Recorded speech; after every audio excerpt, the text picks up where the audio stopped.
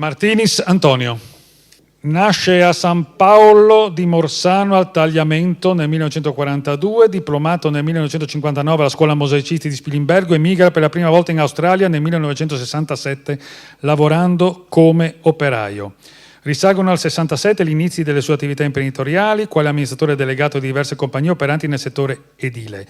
Diventerà in seguito importatore di pietrami, graniti e mattonelle.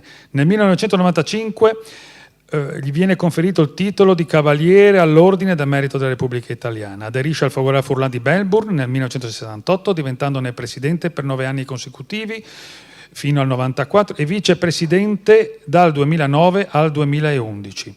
A sue spese ha provveduto alla radicale sistemazione del campo di gioco della sede, Friuli Ground, sul quale le compagnie sportive del Focolare sono autorizzate a disputare le partite dei campionati professionisti.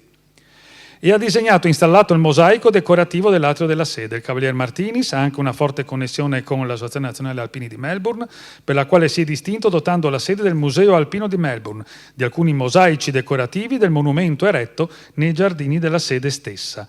La motivazione è questa: per i grandi successi imprenditoriali da lui conseguiti, mai disgiunti dalla valorizzazione dell'eccellenza artistica della tradizione musiva friulana, e per l'appassionato servizio da lui prestato, rafforzato dallo spirito alpino, quale contributo alla prosperità della comunità dei friulani di Melbourne.